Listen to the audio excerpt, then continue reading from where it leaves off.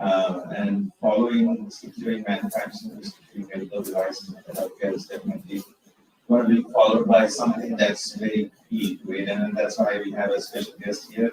Raj and I have worked for the last 2 years on standing up a community that I think you will really feel interesting and exciting, as well as something that's very relevant to the whole security innovation team. So, let me get a quick introduction. Raj Pandey is the Director of Marketing for Armor Code and also has a dual role as the Executive Chairman of Purple Book Community. It's a very special organization that we have been very privileged part of from the get-go, from the genesis. So we discuss a little bit about the genesis story, but also how it's relevant to our theme of securing manufacturing, securing medical devices and healthcare, and all of that is done by code today, right? So it's going to be around DevSecOps. So Raj, why don't you give a quick background introduction and then talk about the Purple Code and how to. Yeah. Well, thank you very much. Hello, everybody. My name is Raj Patil. As Val mentioned, I have dual roles. One is head of marketing at Armor Code and also executive chair at the Purple Book Community. So here I will be sharing my experience on why we started the Armor Code and more importantly why we took the community approach to securing the next generation applications. I saw several leaders here talking about the importance of good practices and training, and I'll talk about how taking the community approach made a big difference for us. Just like Cybersecurity Foundation, we are found that we are. Raj, when we started the whole concept of Purple community, it started off as a book, like related as a book, and now the book has become a community. So tell me about your discussion probably for this audience new about how did you come about this and what was the genesis of Purple Book Community? Yeah. So I will share the experience, and I'd like to share that experience with a story, which is very relevant to San Antonio and something that's very close to my heart as well. Before we proceed, how many of you are from San Antonio? Let me raise your hands. Okay. How many of you are visiting San Antonio? Yeah, few visitors too. All right. Yeah. So for me, this is my second time visiting San Antonio, and every time I come, I'm making a point to visit the Alamo. And the reason I visit that is that for me is a place of inspiration, and the courage and the bravery displayed by the soldiers that they for that particular war continues to inspire generations to come. And for me, I started thinking, what is so special about the Alamo? If you look at the place where I am from, I live in Bay Area, and there is a Mission San Jose, which is walking distance from my house, and it doesn't have the same history that the Alamo has. And as I got thinking about it, I realized the reason the Alamo became so important is once it started as a mission, it very quickly became the military outpost, frontier military outpost for the Mexicans, Texans, Spanish, and ultimately the United States. And so it got me thinking why the Alamo, the story, the bravery that are shown by those people, why is it important in the days that we are living in today? The people who people at the time knew at the time who controlled the Alamo, controlled the San Antonio, whoever controlled San Antonio, Where's your microphone? They controlled the Texas, and whoever one of them is very. One of your microphones is very. what was happening in the United States or what was outside. I don't know this. So what does that? Whatever microphone you have is so loud, it's picking up everything. So for me, I believe Okay. I don't know which one it is. the applications like that we use right now are like Alamos presently. Why? Because who has control over applications that run in an organizations are the ones that will have control over the future. So what do I mean by that? So if you look at the applications, are your applications under the control of your organization, or are they under the control of cyber criminals, or are they under the control of enemy nations in this country?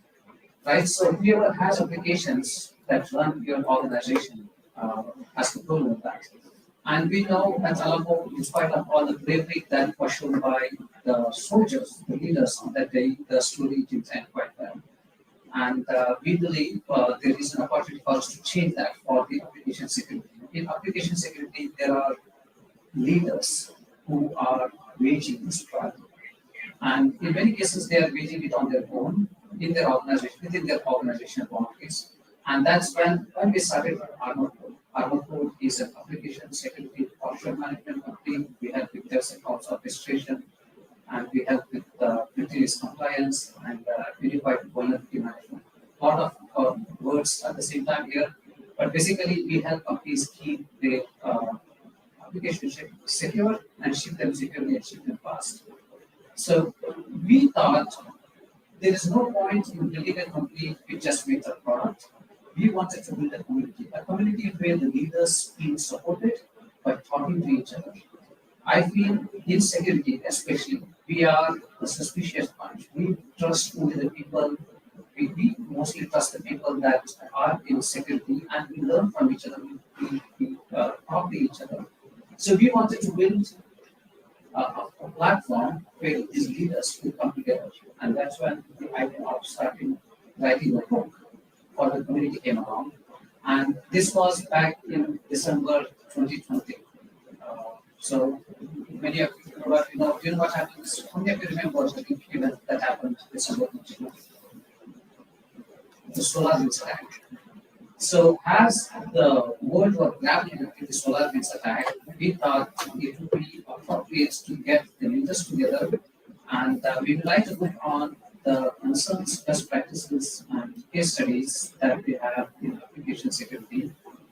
And we being a small startup at the time, we reached out to 10 leaders within our network. That was one of them. And we were not sure how many of them would sign up to co-author a book on this particular subject. But to our surprise, all 10 of them were surprised. Even though they were very busy dealing with the aftermath of SolarWinds, all 10 of them signed up. That was the genesis of how Yeah, and I remember that it was in the middle of pandemic, and everything was already zonified, so we were already kind of working 16 hours days for meetings and all the events that happened in the last 18 months that we have seen, where we're actively dealing with it. But what really flipped the switch on learning something that was now a global community as such, like I have said, community really rallied around everyone, from OAS all the way to the Google and a few other folks that have joined in. I think we're going to talk about what's happening now because the book's already out, and actually it's an online book, so you can go refer to chapters. Each of the authors have real world practical experience in running large product security and product teams. So both application and DevSecOps have come together, real practical advice. So we're going to talk about a little bit about starting from that conversation to actually the book that was published and what. Yeah. So the experience of writing the book itself was very fascinating. For us, we got 10 leaders to author the book with us. And we thought, for us, to be honest, we were entrepreneurs. We had started a company, we knew how to do the product, but what we didn't know was how to write the book and publish it. And so the way we figured out, we as entrepreneurs, we knew given a problem. Can you hear me? So we got these 10 leaders that we had that came together, and as we started characterizing this problem, one thing they could realize is the solution of the problem itself was very difficult. And if you look at how many of you know the story of 6 blind people who are seeing elephant for the first time, you know the story? Yeah, so I think some people know, some people, many people do not know. I'll tell the story shortly so that we get an idea about the challenge that we're grappling with. So there were 6 people who had never, 6 blind people who had never seen an elephant. And they were asked to go touch some part of the elephant and describe their experience of an elephant slide. So one person went and touched the legs of an elephant, and came back and said the elephant looks like a tree trunk. And there was another person who touched the tail of an elephant, and he said the elephant looks like, I think it's the size of a pig, because the tail was quite small. And there was somebody who touched the belly of the elephant, and that person said the elephant looks like it's like a dinosaur. Right? And there was a fight between the person who said it looked like a dinosaur and who said it's like a pig. No, it's not a pig because it looks like a dinosaur. Right? So in some ways, when we started out discussing how to characterize the communication security problem, it felt like that. Everybody came with their own experience, perspective of what this communication security problem is, and they were also limited by their own experience. And this is once again where the power of the community started showing itself. So the 10 leaders that were in the community, they felt, you know what, as many as we are, we need to expand it to a broader community. And then they started inviting their peers, other industry leaders, second thought leaders in the industry. And very soon that 10 leaders became 29 leaders. And all these leaders took credit to the expertise and vision that they were meeting twice a week for 90 minutes. And especially for Tuesday and Thursday, right in the middle of lunch at dinner time, and each topic led to the next topic. It's like this is not enough.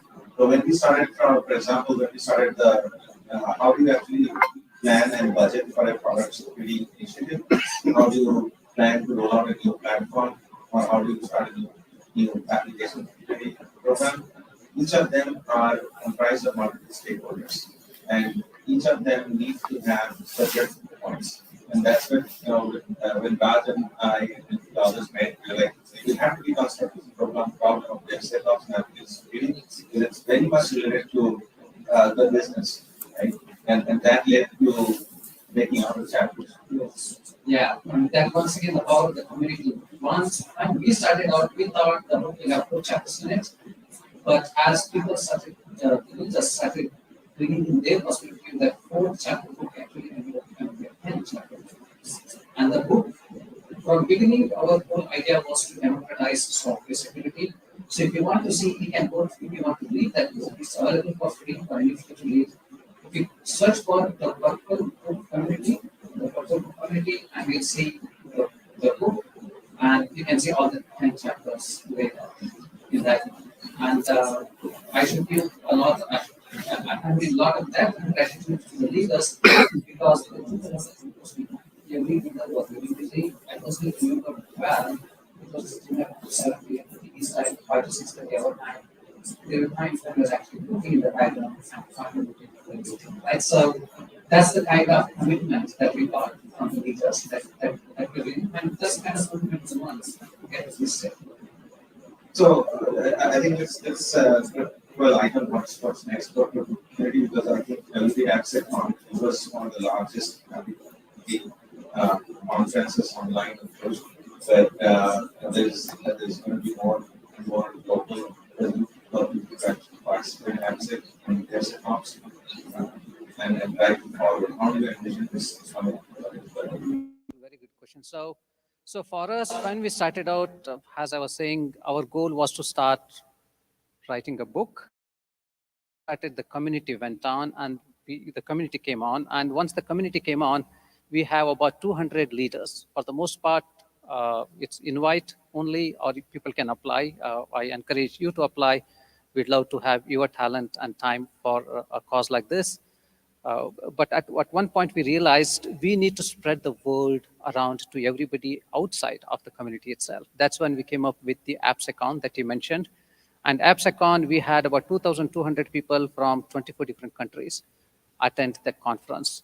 40 speakers, top-notch, 40 plus top-notch speakers from around the world spoke over 20 topics. And those sessions are also recorded on the recorded and are available on the website for you to consume.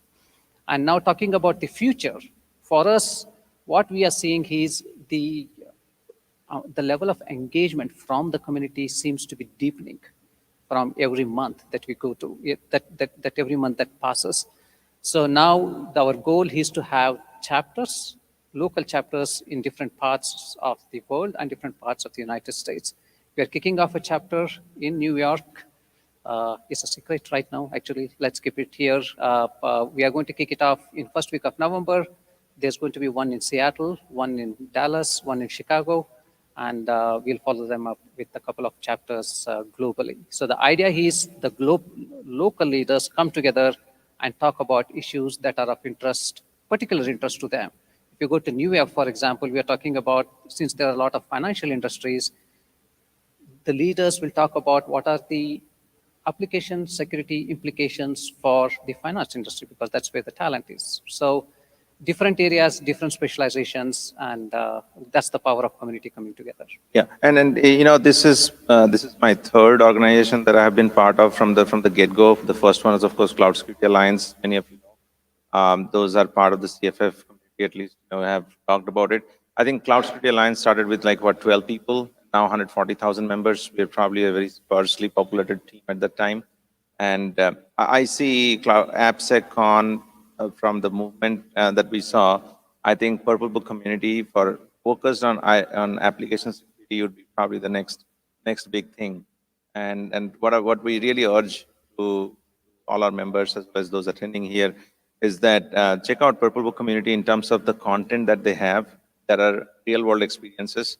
You can also, I think, ask questions for people. Like if you're starting a new cybersecurity program for, like we talked about healthcare, medical devices, or we talked about manufacturing sector, they can submit their ideas and get answers for the problems that they're right. Totally, yeah. So we do want to have specialization based on the industries as well. I saw that manufacturing, healthcare, I could relate to many of the challenges that they were talking about, shift left.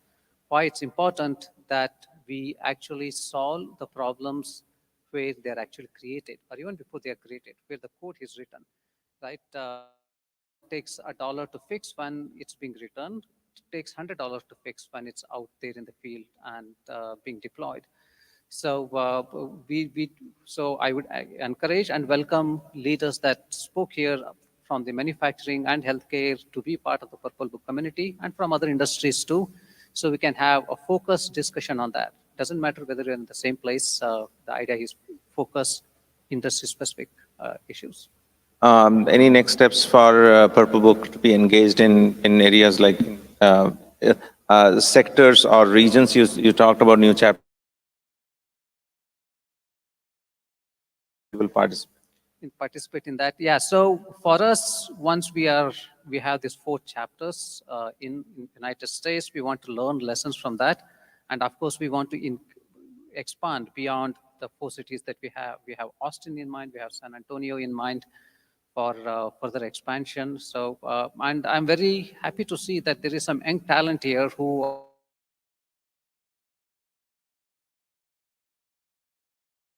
700,000 job openings that need to be filled in cybersecurity. We need and people. many of these leaders who are contributed to the chapters, they are hiring.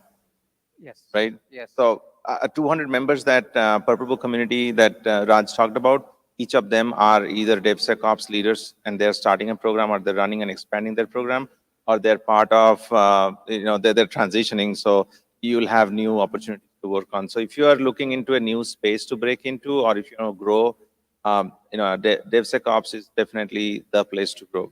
And Purple Book community is going to be a resource for you. Raj's going to be around at least this afternoon, right?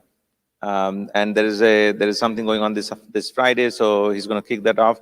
But please take a moment to go to just search Purple Book community for DevSecOps, and you will see that come up fairly up in your search terms. And we have invested quite a bit of resources to make sure that it stays on top. And please join this movement now that we are fully supportive of from the CFF side. I think all the work that's been happening really secures innovation the way we really want to have it. Yeah. So any last thoughts that you want to share? Yeah, so I think you're spot on. There are the leaders that are there in the community. They are looking to hire, and we are looking to collaborate as well. So for the young talent, Actually, I'm very happy to see that Val's starting off with Cyberrise, which is building the platform for educating the cyber workforce. There are so many times we meet twice a month, every month in the community, every first and third Thursdays to talk about issues that are of interest to the community. And one of the issues that gets talked about very often is the lack of talent in cybersecurity and how do we fix this. So the material that we are creating, just imagine the material that we are creating, the Purple Book community, either it's a book, podcast, or whatever it is, getting translated into material that could be used by Cyberrise and Cyber Future Foundation for promoting cyber education among younger talents, starting from the universities to the workforce in both the places. Excellent. All right, good deal. Thank you, Raj, for visiting with us and also sharing about Purple Book community. And please look up and join. I think you'll be thrilled to see the action there. So thank you.